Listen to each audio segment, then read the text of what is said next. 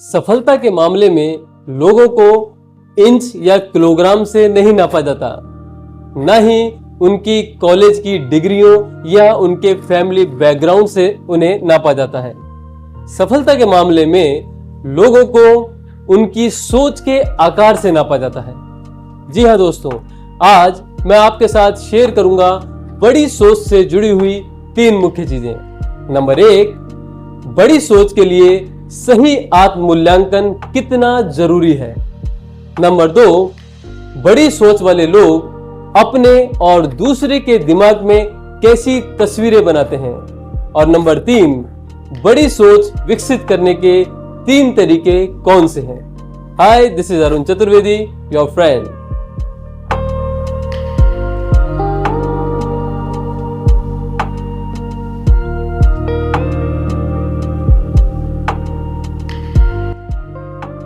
आप कितना बड़ा सोचते हैं, यही आपकी उपलब्धियों के आकार को तय करता है। क्या आपने कभी खुद से पूछकर देखा है कि मेरी सबसे बड़ी कमजोरी क्या है? शायद अपने आत्म मूल्यांकन की कमी ही इंसान की सबसे बड़ी कमजोरी है, यानी खुद को कम आंकना या खुद को सस्ते में बेचने की कमजोरी। अपने आत्म मूल्यांकन की कमी कई चीजों में साफ दिखती है। फॉर एग्जाम्पल, जब कई बार लोग अखबार में कोई नौकरी का विज्ञापन देखते हैं, तो वो ये नौकरी करना तो चाहते हैं, लेकिन वो उसके लिए अप्लाई नहीं करते, क्योंकि उन्हें लगता है कि वो इस नौकरी के लायक नहीं है। कई बार लोग सामने वाले व्यक्ति को देखकर उन्हें लगता है कि ये मेरे माल का अच्छा ग्राहक हो सकता है, लेकिन वो उससे मिलने नहीं जाते, क्योंकि उन्हें लगता है कि सामने वाले व्यक्ति कोई बड़ा आदमी है और वो उन्हें मिलने का टाइम नहीं देगा। ठीक ऐसे ही कई बार इंटरव्यू में लोगों से एक्सपेक्टेड सैलरी पूछने पर वो कम सैलरी मांगते हैं, जबकि वो ज्यादा सैलरी चाहते हैं, लेकिन वो ऐसा इसलिए करते हैं क्योंकि उन्हें लगता है कि वो ज्यादा सैलरी के लायक नहीं है।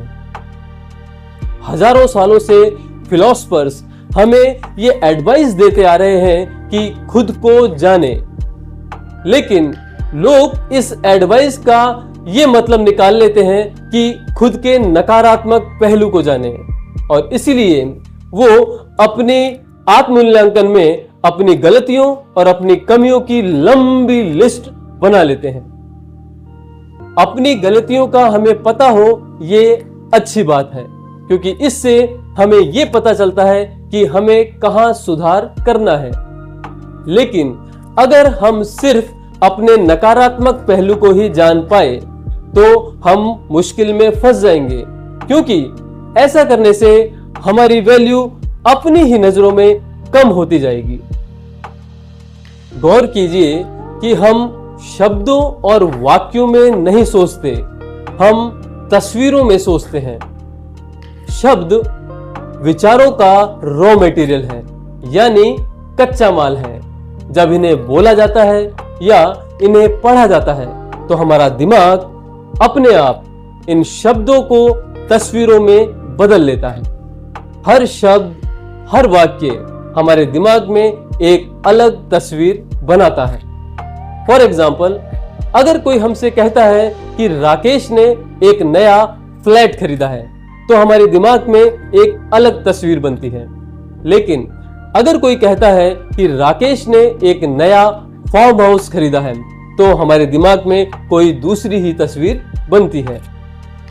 अगर आप किसी से ऐसा कहते हैं कि मुझे ये बताते हुए दुख हो रहा है कि हम असफल हो गए हैं, तो इससे सामने वाले के दिमाग में निराशा और दुख की तस्वीर बन जाती है। लेकिन अगर आप ऐसा कहते हैं कि ये रहा एक नया रास्ता जिससे हम सफल हो सकते हैं, तो इससे सामने वाले का उत्साह बढ़ जाता है और वो फिर से एक और कोशिश करने के लिए तैयार हो जाता है। मुद्दे की बात यह है कि बड़ी सोच वाले लोगों में अपने दिमाग में और सामने वाले के दिमाग में एक बड़ी अलग ही सोच, सकारात्मक सोच और आशावादी तस्वीरें बनाने की कला होती है। बड़ी सोच विकसित करने के 3 तरीके हैं। पहला तरीका है, अपनी भावनाओं को व्यक्त करते समय बड़े सकारात्मक और आशावादी शब्दों और वाक्यों का प्रयोग करें। यानी जब कोई आपसे पूछे कि आप कैसे हैं, तो आप कहिए कि मैं बहुत बढ़िया हूं, शानदार हूं, एकदम बेहतरीन हूं।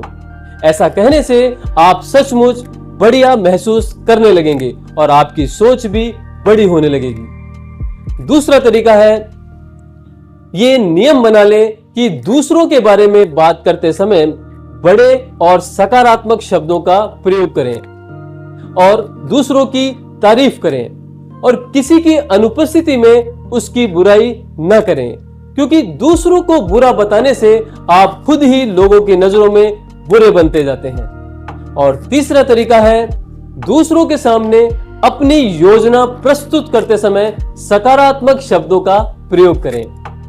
यानी जब आप किसी से कहते हैं कि मेरे पास आपके लिए एक अच्छी सूचना है या हमारे पास एक सुनहरा अवसर है, तो सामने वाले के दिमाग में एक आशा जग जाती है।